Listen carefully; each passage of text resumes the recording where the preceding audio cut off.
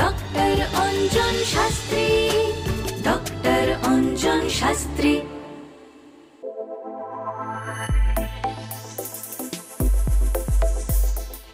জ্যোতিষ অঙ্গনে অঞ্জনে আপনাদের সবাইকে স্বাগত। আমি অনিন্দিতা আবারও একটি নতুন অধ্যায় নিয়ে চলে এসেছি। Very eminent astrologer doctor Anjan Shastri আমাদের সঙ্গে উপস্থিত স্টুডিওতে। অঞ্জন, তোমাকে অনেক অনেক স্বাগত। আমি যে সাবজেক্টটা নিয়ে আজকে কথা বলতে চাইছি সেটা হচ্ছে শিক্ষা এবং আমাদের কর্মজীবন বা আমাদের কেরিয়ার কেমন হবে। আমরা যেটা বলি কেরিয়ার, এই শব্দটা যদি বলি পুরোটা, সেটা কিন্তু আমাদের জীবনে মানে 1, 2, 3-এর মধ্যে 1 নম্বর জায়গায় দাঁড়িয়ে আছে। আমরা সবসময় শিক্ষার ওপর জোর দিই। এই শিক্ষা কেমন হবে, সে কতটা মেধাবী হবে, কত দূর এগোবে, আমি জানি এগুলো সবই কিন্তু গ্রহ নক্ষত্রের খেল। বাদবাকি তো হার্ডওয়ার্ক আছে অবশ্যই। তুমি যেটা বারবার বলো যে ভাগ্য, তার সঙ্গে তোমার কর্ম, তোমার প্রচেষ্টা সেটা। এবার তুমি বলো যে এই যে শিক্ষা কেমন হবে সেটা কিসের ওপর ওভারঅল মানে নির্ভর করে আছে, বা কিভাবে মানুষের এইটা মানে মানুষ কিভাবে এটা নিয়ে আসে পৃথিবীতে? প্রথমত আজকে আমরা কয়েকটা 2-3টা পার্টে আমি এটা বলছি। প্রথম পার্ট হচ্ছে যেটা হচ্ছে একদম স্কুল এডুকেশন। এই স্কুল এডুকেশনটা প্রথমত আমাদের দরকার বাচ্চাদের ক্ষেত্রে। আজকে যেটা প্রায়শই দেখা যাচ্ছে কনসেন্ট্রেশনের প্রবলেম। হ্যাঁ, কনসেন্ট্রেশন প্রবলেম, প্রচুর প্রবলেম হচ্ছে। আজকে দেখবে বিভিন্ন ইলেকট্রনিক্স গ্যাজেটের ওপর অ্যাডিকশনটা বেড়ে যাচ্ছে। যেমন প্রথমেই আসছে মোবাইল, তাই তো, তারপরে কম্পিউটার, গেম, এর প্রতি অ্যাডিকশন বেড়ে যাচ্ছে এবং কনসেন্ট্রেশন কিন্তু একটা দারুণভাবে ল্যাক করছে। আর এ কারণে পড়াশোনার একটা ডিস্টার্ব হচ্ছে এবং বাধা হয়ে দাঁড়াচ্ছে। এটা প্রথমত আমরা বিচার করি 4th হাউস থেকে। 4th হচ্ছে আমাদের স্কুল এডুকেশন এবং প্রাথমিক শিক্ষার যে জায়গা। যদি কোনো বাচ্চার যদি 4th হাউস ডিস্টার্ব থাকে তাহলে কিন্তু তার প্রাথমিক যে শিক্ষা লাভে কিছুটা কিন্তু বাধা সৃষ্টি হয়। আচ্ছা, মানে আমরা যে যখন ধরো সবে পড়াশোনা শুরু করছে তখনই ডিস্টারবেন্সটা শুরু হবে আস্তে আস্তে। এরপর অনেকগুলো প্ল্যানেটের ওপর ডিপেন্ড করছে। প্রথমত এখানে চন্দ্রকে দেখতে হয়। চন্দ্র কিসের কারক গ্রহ? মনের কারক গ্রহ। অর্থাৎ তার মন কতটা চঞ্চল না স্থির, এই ব্যাপারটাকে দেখতে হয়। না উগ্র স্বভাবের, রাগী, বাবা মায়ের কথা শুনছে না কখনো, তাহলে এটা আগে দেখতে হয় যে সেই চন্দ্রগ্রহ কোন হাউসে বসে আছে, চন্দ্রগ্রহ কোন নক্ষত্রে কানেক্ট করছে, চন্দ্রগ্রহ হয়তো কোনো ম্যালেফিক গ্রহ দ্বারা পীড়িত হয়েছে কিনা, এটা যেমন আমাদের দেখতে হয়। এবার দেখা যায় যদি চন্দ্র দেখা গেল রাহু যুক্ত হয়েছে, চন্দ্র রাহু যোগ থাকলে প্রথমত বলবো একটু রাগ জেদ এগুলো বেশি থাকে। চন্দ্র যদি শনি যুক্ত হয়, সব সময় পড়াশোনায় একটা প্রচণ্ড কনসেন্ট্রেশনের একটা প্রবলেম আসে। বিশেষত দেখা যায় খুব মানে অস্থির মাইন্ডেড এবং পড়াশোনার কাছে একটা ভয় ভীতি কাজ করে, মানে পড়তে বসবো না, মানে একটা ভয় কাজ করে সবসময় চন্দ্র। অনেকের যেটা হয় যে পরীক্ষা হলে গিয়ে পড়ে গেছে, পরীক্ষা হলে গিয়ে আর লিখতে পারছে না, সব ভুলে গেছে, বা অদ্ভুত একটা ভয়ে আর কিছু মনে পড়ছে না। ওটা হচ্ছে চন্দ্র শনি যোগ। এটা চন্দ্র শনি যোগ তাহলে হয়। অ্যাকচুয়াল সব রেডি করে গেল কিন্তু ওখানে যে সব ভুলে গেল। ওই 4th হাউস প্রবলেম, তার সাথে যদি চন্দ্র এবং শনির কোনো কানেকশন দুর্বল হয়ে যায় তাহলে কিন্তু এটা হয়। যে হাউসটাই চন্দ্র অবস্থান করছে সেই হাউসটা হচ্ছে মঙ্গলের ঘর। মঙ্গল হচ্ছে অগ্নিকারক গ্রহ। চন্দ্র মঙ্গল যোগ হয়ে গেল, অর্থাৎ চন্দ্র মঙ্গল যখনই যোগ হলো তখন কিন্তু তার মাইন্ড ডিস্টার্ব হতে শুরু করলো। তখন সবসময় একটা রাগ জেদ বৃদ্ধি পাবে, পড়াশোনায় অমনোযোগ বৃদ্ধি পাবে এবং তার পড়াশোনার দিক থেকে সবসময় একটা যেন দূরে সরে যাচ্ছে, এই বিষয়টা কিন্তু লক্ষ্য করা যায়। অর্থাৎ তার ডিস্টার্ব হচ্ছে। এরপর এর সাথে আমরা আরেকটা দেখি যেটা হচ্ছে বুধ গ্রহকে। যদি বুধ ভালো থাকে, আচ্ছা দেখা যাচ্ছে বুধ রবির সাথে বসে আছে। আচ্ছা, রবি এবং বুধের সংযোগটাকে বলা হয় বুধাদিত্য যোগ। এই যোগটা থাকলে তার কিন্তু ব্রেন আর স্মৃতিশক্তি কিন্তু খুব প্রখর হবে, আচ্ছা, যথেষ্ট মেধা সম্পন্ন হবে, এটা এক কথা বলাই যায়। তুমি দেখবে অনেকের ব্রেন আছে কিন্তু পড়াশোনা করছে না। ঠিক। অনেকে দেখবে যে 10 মিনিটে হয়তো একটা চ্যাপ্টার পুরোটা তৈরি করে নিচ্ছে, ঠিক সেম চ্যাপ্টারটা আরেকজনের তৈরি করতে 1 ঘন্টা লাগছে। সে হয়তো 10 মিনিট পরেই কিন্তু তার কাজ হয়ে যাচ্ছে, ঠিক, হয়তো সে বেশিক্ষণ পড়লো না। অর্থাৎ তার ব্রেনটা কিন্তু খুব শার্প, অর্থাৎ তার রবি বুধের যে বুধাদিত্য যোগ, এবং এই বুধাদিত্য যোগ যদি লগ্নে থাকে, 4th হাউসে থাকে, 7th হাউসে থাকে বা 11th হাউসে থাকে, খুবই ফলদায়ী হয়। আচ্ছা, মানে দেখো, একটা তো ইনিশিয়াল পড়াশোনা থাকে, তারপরে মানুষ আস্তে আস্তে স্ট্রিম চুজ করতে থাকে। এরকম কি ছক দেখে বলা যায় যে ইনি ভবিষ্যতে গিয়ে ডাক্তার হতে পারেন, অবশ্যই বা বলা যায়। ইঞ্জিনিয়ারিং হতে পারেন, অবশ্যই। মানে কোন প্রফেশনে যাবে সেইটা তোমরা কিভাবে, মানে সেইটা গ্রহের কি ধরনের প্রভাব এরপর থাকে? প্রথমত আমরা যখন এরপর আমরা 4th হাউস কমপ্লিট যখনই হয়, আমরা এরপর 5th এর আন্ডারে যাই, যেটা হায়ার স্টাডি, যেটা স্কুল এডুকেশন কমপ্লিট হলো, উচ্চ মাধ্যমিক শেষ হলো, এইচএস এর পর অনেক কিন্তু লাইন আছে। এরপর কোন লাইনটাই যাব সেটা প্রথমত চুজ করতে হয়। আগে স্ট্রিম চুজ করতে হয়, হয়তো স্ট্রিমটা উচ্চ মাধ্যমিকে চুজ হয়ে যাচ্ছে, সায়েন্স, আর্টস, কমার্স, এটা প্রথমত আগে, তার আগের একটা পার্ট, অর্থাৎ আমি কোন সাবজেক্টটা নিয়ে পড়াশোনা করব। আমি আগে একটু এটা বলে নিই যে সে কোন স্ট্রিমটা নিয়ে পড়াশোনা করবে, যে সায়েন্স নেবে, কমার্স নেবে, না আর্টস নিয়ে পড়বে, কোন দিকটা যাবে। অর্থাৎ দেখা গেল তার শুক্রের কানেকশন আছে, তখন সে সায়েন্স বিভাগে যাবে। বুধের কানেকশন আছে, তাহলে কমার্সে যেতে পারে। দেখা গেল হয়তো তার বৃহস্পতি বা রবির কানেকশন আছে, তখন সে আর্টস বিভাগে জেনারেল লাইনে যেতে পারে। এইচএস দেওয়ার পর তাকে একটা লাইন চুজ করতে হবে। এবার প্রথমত ফার্স্ট আমাদের যেটা general line, 3 year degree course. Second আমরা যেতে পারি নিট দিতে পারি, আমরা ডাক্তারি জন্য আমরা প্রিপারেশন নিতে পারি। আমরা থার্ড আমরা যদি যেতে পারি হয়তো টেকনিক্যাল লাইন, ইঞ্জিনিয়ারিং লাইনে যেতে পারি।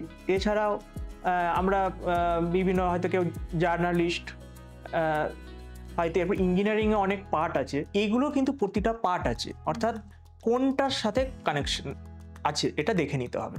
যে ডিগ্রি কোর্সটা আমাকে প্রথমত দেখে নিতে হবে, যে আমরা প্রথমত দেখব যে বৃহস্পতি জেনারেল লাইন, অর্থাৎ বৃহস্পতি যদি দেখা যায় ভালো পজিশনে আছে, তাহলে কিন্তু সে জেনারেল লাইনে যেতে পারে। রবি যদি ভালো থাকে তাহলে জেনারেল লাইনে যেতে পারে। ডক্টর অঞ্জন শাস্ত্রী তার সাফল্যময় এই কর্মজীবনে অনেক জায়গাতে সম্মানিত হয়েছেন এবং ভূষিত হয়েছেন অনেক পুরস্কারে। দেখে নেব তারই এক ঝলক।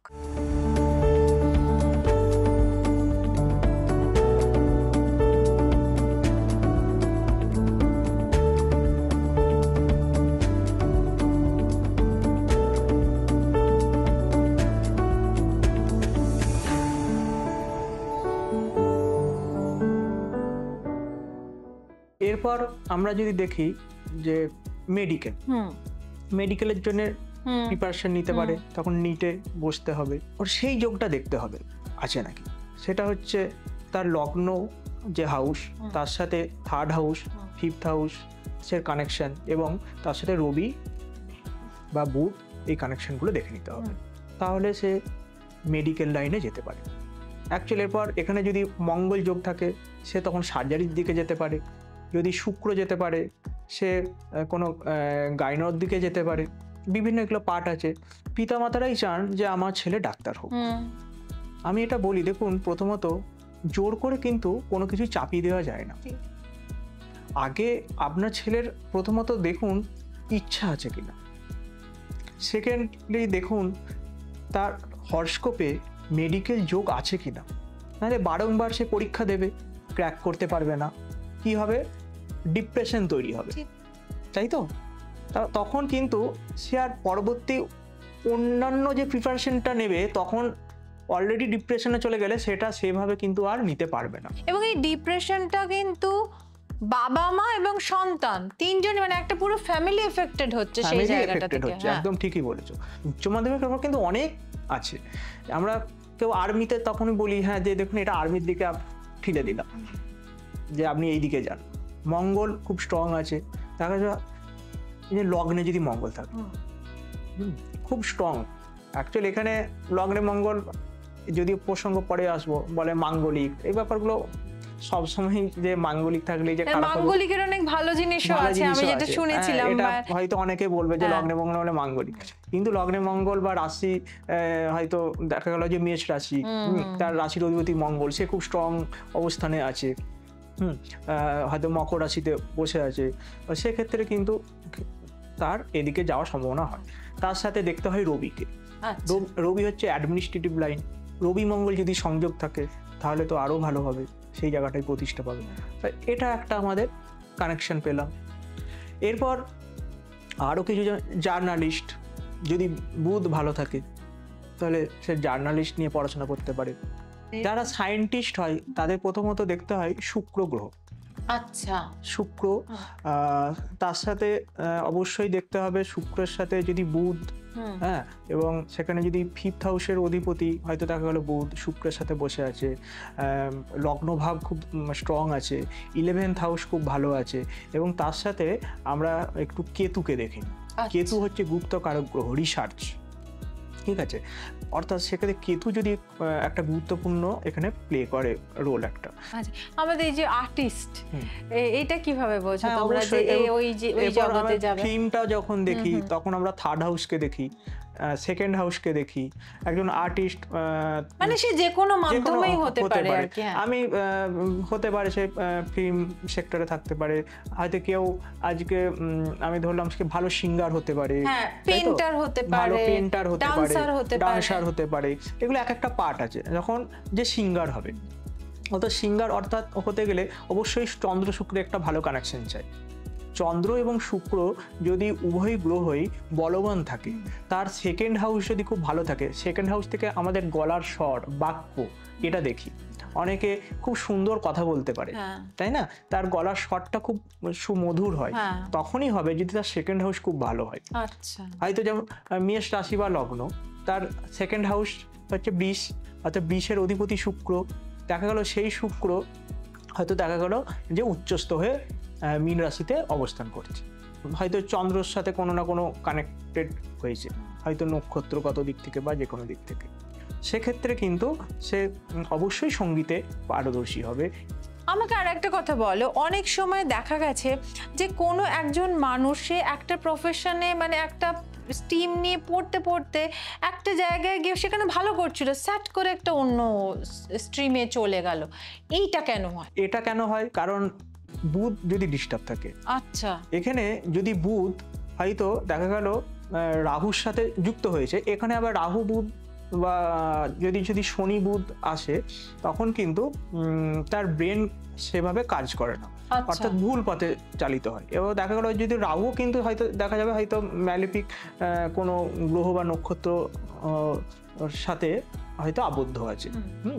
সেক্ষেত্রে কি হয়, তো আমরা যেমন বলি শনির, আমাদের এখানে কালারটা দেখি যে শনির কালার কি ডিপ ব্লু কালার, বুধের কালার কি অ্যাকচুয়াল গ্রিন কালার, তাহলে গ্রিন আর ডিপ ব্লু এটাকে যদি মিক্সড করো উৎপন্ন হবে ব্ল্যাক। গ্রিনটা থাকবে আর শোষণ করে নিচ্ছে, অর্থাৎ এখানে তার ব্রেনটা কিন্তু তখন সেভাবে আর শার্প করবে না, ব্ল্যাক হয়ে যাচ্ছে। অর্থাৎ রাহু সেম বা শনিও কিন্তু সেম একই ক্যারেক্টার, সেখানে বুধ দুর্বল হয়ে গেলে সে ভুল পথে চালিত হবে। এরপর বলবে এতদিন ভালো ছিল, হঠাৎ করে দুর্বল কেন, ভুল পথে চলে গেল। এরপর দেখতে হবে দশা অন্তর্দশা, অর্থাৎ এতদিন দেখা গেল হয়তো তার শনির দশা চলছে, শনি তার উচ্চস্থ আছে, খুব ভালো ফল দিয়ে গেছে, হঠাৎ করে তার ছন্দপতন ঘটে গেল, তার বুধের দশা পড়ে গেল। যেমনি বুধের দশাটা পড়লো, সে কিন্তু ভুল কাজ করতে বা ভুল সিদ্ধান্ত নিতে কিন্তু সে শুরু করলো। অ্যাকচুয়ালি গ্রহ নক্ষত্র তার ওপর থেকে ডিরেক্টলি নেমে আসে না, সব কিছু আমাদের ব্রেনের ওপর কিন্তু কাজ করছে, অর্থাৎ আমাদের রেটা।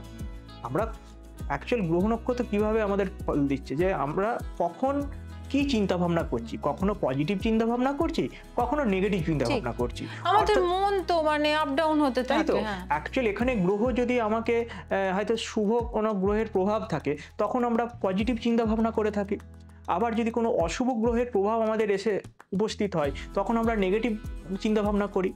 আসলে এটা এমন একটা সাবজেক্ট নিয়ে আজকে আমরা কথা বলতে বসেছি, আমার মনে হয় এটা একদিনে শেষ না, হবার নয়, কারণ এরপরে অনেক কিছু কিন্তু বাকি রয়ে গেল। আমরা আবারও একটা এপিসোড করব এইটা নিয়ে, এবং তার সঙ্গে কেরিয়ার নিয়েও আরো কথা বলবো। তার জন্য কিন্তু মানে যারা এই ধরনের সমস্যায় আছেন, বা ছেলে মেয়ের হয়তো আপনারা কেরিয়ার কি হবে সেইটা নিয়ে হয়তো কোথাও একটা দোনমনোর মধ্যে আছেন, বুঝতে পারছেন না, তার জন্য কিন্তু আপনাদের অঞ্জনের কাছে এসে পৌঁছতেই হবে। কারণ একজন সঠিক জ্যোতিষী আপনাকে সঠিক পথটা দেখাতে পারে। তার জন্য আপনাকে কি করতে হবে, অঞ্জনের অ্যাপয়েন্টমেন্ট নিতে হবে। অ্যাপয়েন্টমেন্ট নেওয়ার জন্য অনেকগুলো পথ খোলা আছে, যেমন যে স্কুলের নাম্বারগুলো দেখতে পাচ্ছেন সেখানে ফোন করে নিতে পারেন। আপনারা www.onjonshastri.com এখানেও যোগাযোগ করতে পারেন, অথবা এখন কিন্তু অ্যাপের যুগ, আপনারা প্লে স্টোর থেকে অ্যাস্ট্রো অঞ্জন এই অ্যাপটা আপনারা ডাউনলোড করে নিতে পারেন। তাহলে কি হবে, সরাসরি আপনারা অঞ্জনের সঙ্গে কানেক্ট করে যাবেন। আপনাদের কোনো প্রশ্ন থাকলে সেখানে রাখতে পারবেন। ও নতুন নতুন অনেক কিছু সেখানে পোস্ট করে, সেগুলোর সঙ্গে আপনারা প্রত্যেক দিন জুড়ে থাকতে পারবেন। এবং আপনারা যদি অ্যাপয়েন্টমেন্ট চান, সেই অ্যাপয়েন্টমেন্টটাও কিন্তু এই অ্যাপের মাধ্যমে সম্ভব। আপনারা প্লে স্টোর থেকে এটা অবশ্যই ডাউনলোড করে নিতে পারেন। এরপরে রইল বাকি কি, আপনারা জানতে চাইবেন ও কোথায় কোথায় চেম্বার করে, বা আপনারা সেখানে এসে পৌঁছতে চাইছেন। কলকাতায় দুটি চেম্বার আছে, একটা হচ্ছে বাগুইহাটিতে আর একটা হচ্ছে রাসবিহারী অ্যাভিনিউ, আর একটা আরামবাগে যারা আছেন আরামবাগেও পেয়ে যাচ্ছেন। এছাড়া বর্ধমান, মেদিনীপুর এবং বাঁকুড়া এখানেও কিন্তু ওকে পাওয়া যায়। আপনারা একটু প্রায়র অ্যাপয়েন্টমেন্ট করে ওর সঙ্গে দেখা করতে চলে আসুন। আজকের মতো আমি আর রঞ্জন বিদায় নিচ্ছি। নমস্কার। নমস্কার। ডক্টর অঞ্জন শাস্ত্রী।